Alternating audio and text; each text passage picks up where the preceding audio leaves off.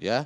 Dan saya kira kita ada beberapa ahli soal kebakaran ini yang juga mungkin bisa membantu nanti untuk menjelaskan bagaimana proses kebakaran itu.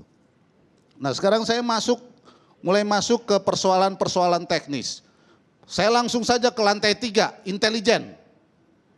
Intelijen nih, lantai 3. Kan ini ruangan yang terbakar nih, kita kan bukan cuma pakar nih yang sering ke Kejaksaan Agung dari sejak muda.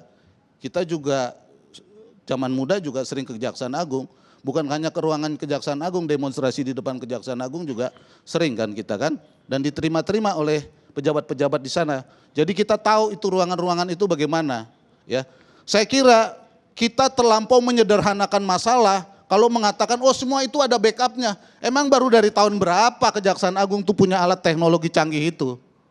Semuanya kan masih kertas tadinya. Emang semua yang kertas-kertas itu udah ditransfer sehingga kita bisa ngomong sekarang dengan gampang. Oh itu udah ada backupnya, oh itu ada backupnya.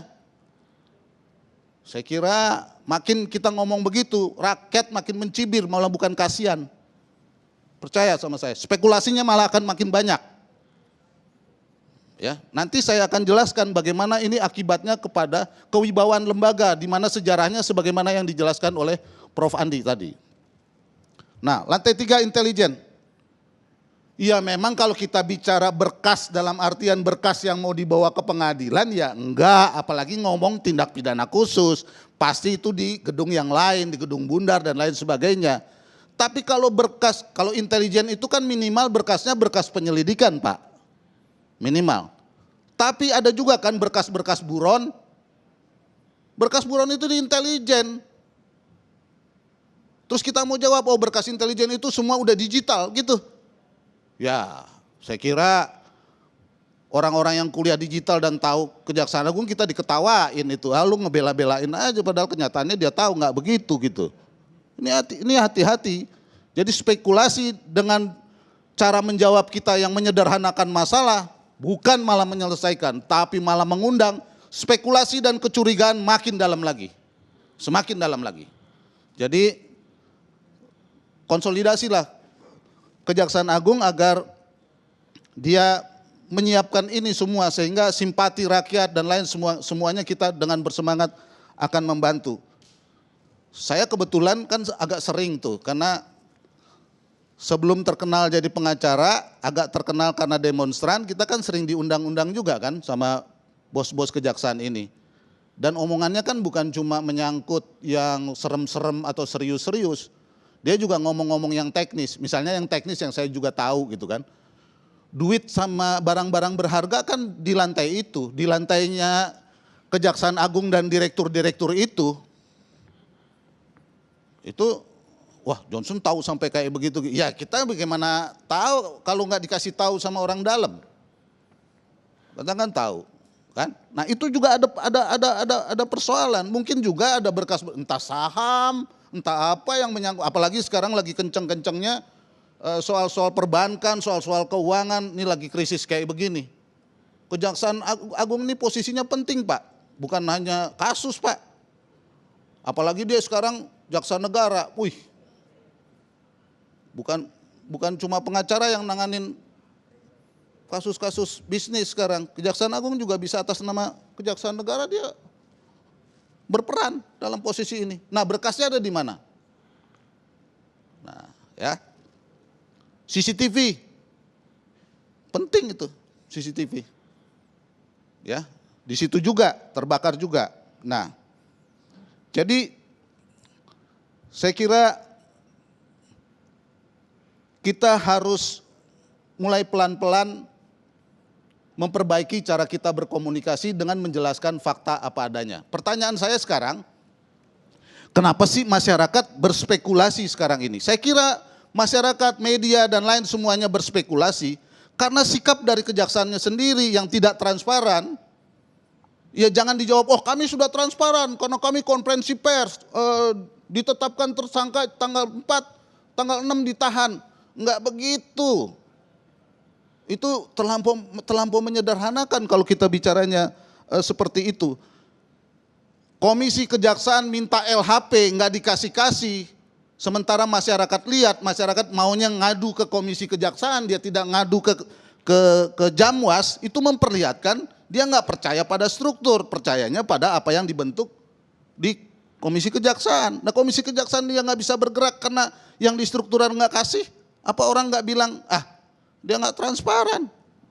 Karena ada bandingannya, bandingannya juga nggak tanggung-tanggung, bukan satu, dua, kepolisian, KPK. Jadi saya kira Benyamin nggak usah ngancem-ngancem. Saya kira ini kalau dilihat dari leletnya Kejaksaan Agung menangani kasus ini, jadi udah bukan bahasa lambat lagi saya. Leletnya Kejaksaan Agung menangani kasus ini, sudah waktunya ini diambil alih KPK menurut saya. Kenapa?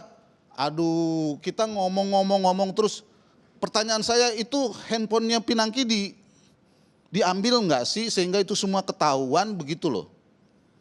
Saya kira kalau saya bukan mau membangga-banggakan KPK karena ini faktanya. Kalau KPK yang menangani ini cepat, nggak ada pengumuman bahwa ini hasil komunikasinya begini nggak ada. KPK itu lancar sekali kalau menjelaskan. Dan kalau ngelawan, nih style, loh, nggak ada. Saya lanjut ke soal intelijen. Karena ini nanti ada pertanyaan normatifnya tentang institusi. Maki bilang ada pejabat kejaksaan tinggi yang Kejaksaan Agung yang berkomunikasi dengan Joko Chandra dan pertanyaannya itu dari mana nomornya. Ya, kalau saya mau bilang indikasinya adalah itu jam intel. Jam intel dapat nomor dari mana? Apakah dari bawahannya atau dari atasannya? Oke, dia menghaluskan kata dengan mungkin itu bukan permainan korupsi tapi mungkin mau membujuk. Oke, kalau memang benar membujuk, pertanyaannya ada nggak di Undang-Undang Kejaksaan dan KUHP kita, ya, kejaksaan yang seharusnya mengeksekusi bisa membujuk? Kan nggak ada pembenarannya dari segi hukum. Nggak ada pembenarannya. Jadi kalau ini dilelet-leletin terus, saya kira kita nggak bisa jagain kewibawaan Kejaksaan Agung ini walaupun sudah terbakar. Nggak bisa.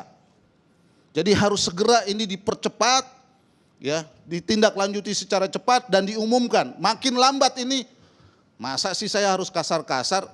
Masa bapak-bapak ini kalah sih sama investigasinya Maki, sama investigasinya Tempo walaupun dia bilang ntar makin lama makin pinter. Jadi susah Pak. Jadi trust publik ini sekarang jadi taruhan. Dan trust publik Bapak sekarang ini dipertaruhkan kalau lihat bagaimana cara Jaksa Agung dan strukturalnya berkomunikasi dengan Komisi Kejaksaan. Dan diperlihatkan bagaimana Komisi Kejaksaan sebenarnya ompong. Kalau dia tidak dihormati sebaiknya Komisi Kejaksaan dibubarkan saja. Kalau presidennya tidak bisa menolong Komisi Kejaksaan untuk mendorong transparansi dalam rangka memeriksa kode etik dan kinerja dari kejaksaan itu, ya, saya kira sebaiknya dibubarkan saja. Termasuk pada lembaga-lembaga yang harus dibubarkan oleh presiden. Tapi kalau kita concern pada Kejaksaan Agung ini harus dirubah, maka saya kira ini harus didukung dan diperkuat agar bisa memperbaiki dari dalam. Menurut saya begitu. Terakhir, saya langsung saja jadi saya mengkonfirmasi apa yang dikatakan Pak Menko Polhukam, terlampau sederhana. Menko Polhukam bilang, berkas nggak ada yang hilang. Aduh, saya sedih juga. Tadinya saya udah bangga-bangga karena dia mau mengkoordinasikan dan bicara dengan presiden untuk menangani kasus ini seperti ini. Tapi kalau dia udah statementnya begitu, nggak ada berkas yang ini.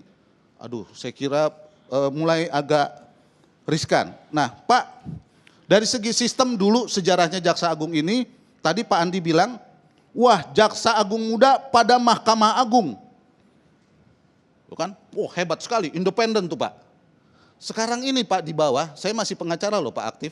Sekarang ini istilah mereka, bahkan jaksa-jaksanya sendiri bilang pada saya, sekarang ini adalah jaksa tidak agung di bawah kepolisian, di bawah penyidik. Karena dia kerjanya iya aja, kalau penyidik nyodorin iya, kalau misalkan ini P19. Jadi merosotnya itu jauh sekali Pak. Bapak bisa bayangkan yang kita omongkan ini bukan spekulasi, ini beberapa adalah fakta.